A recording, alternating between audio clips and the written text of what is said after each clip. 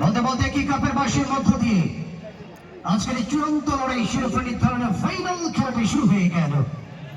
সেবা দর্শক মন্ডলী, আমরা জানিয়ে দিচ্ছি খেলোয়াড়দের অবস্থান মাঠের উত্তর প্রান্তে, একেবারে নীল গাঢ় নীল জার্সি নিয়ে, একেবারে ফ্রান্স অথবা ইতালির জার্সি ধারণ করে মাঠের উত্তর দিকে খেলছেন শক্তিশালী দল। আজকে পত্নীতলা উপজেলা একাদশ, অপরপক্ষে দক্ষিণ প্রান্তের শান্তির প্রতীক সাদা জার্সি নিয়ে বুকে তারা সেই ফিলিস্তিনের জার্সি ধারণ করে লড়াই করছেন মান্দা ফুটবল একাদশ।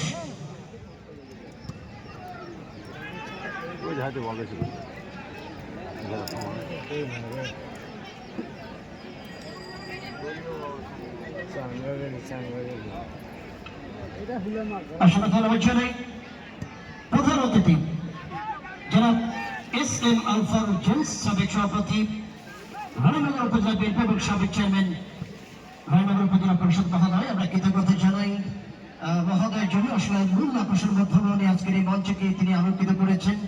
জনাব আলফারুক জেমস মহোদয় সহ আমাদের সঙ্গে উদ্বোধক জনাব মেজবাউল হক লিটন, সাংগঠনিক সম্পাদক রানীনগর উপজেলা বিএনপি মহোদয়। আমরা অসংখ্য ধন্যবাদ জানাই তার জন্য। এছাড়াও অনেক গুণী মানুষ আমাদের অত্র কলেজের সরকারি কলেজের অধ্যক্ষ ম্যাডাম সহ, আজকে ইলেকট্রনিক মিডিয়ার ফিড মিডিয়ার সাংবাদিক সহ আমরা সর্বস্তরের জনগণকে কৃতজ্ঞতা জানাই। আজকে অত্র কটক রানীনগর বিএনপি কর্তৃক আয়োজিত আরাফাত রহমান প্রস্তুতি গোল্ড কাপ ফুটবল টুর্নামেন্ট 2025-এর চূড়ান্ত লড়াই ফাইনাল খেলায় ধারাবাসীর মঞ্চ থেকে আমি খুশি জানাই আপনাদের স্বাগত জানাই। চলতে বেঁচে ধরা বলো নয় কথা বলতে মন্দা দল একসাথে পতাকার মার্কিং এখানে বাসুদেবের আমাদের এই আয়োজক কমিটির পক্ষ থেকে বলতে বলতে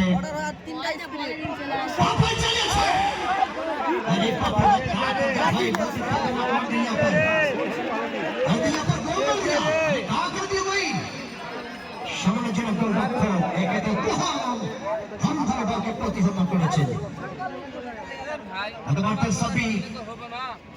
ঢাকা রহমত ক্লাবের মধ্যমাঠের উত্তরবঙ্গের স্বনামধন্য তারকা খেলোয়াড় সাব্বির হারিয়েছিলেন লেফট হাফ পজিশনে।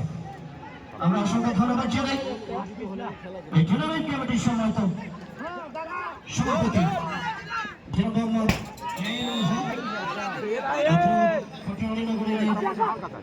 সম্মানিত সভাপতি সহ জনাব জিলুর রহমান ভাই, সদস্য আমরা জিলুর ভাই সহ আইন ভাই সহ এই আয়োজনের নেপথ্যে যে মানুষগুলি অত্যন্ত পরিশ্রম করে জমজমাট আয়োজন, মানুষের সামনে পৃথিবীর শ্রেষ্ঠ আয়োজন, শ্রেষ্ঠ বিনোদন যাকে বলা হয় ফুটবল খেলা, সেই জমজমাট বর্ণাঢ্য আয়োজন, অর্থ, ভালোবাসা, শ্রম সবকিছু উজাড় করে আজকের এই খেলাকে উপহার দিয়েছে জনগণের সামনে। সেক্ষেত্রে আমরা কৃতজ্ঞতা জানাই আয়োজক মন্ডলীকে।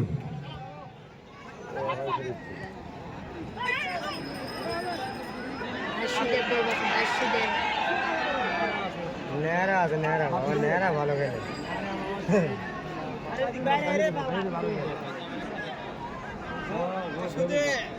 গাছি দেবেন না, গাছি দে সেই গাছি দেবী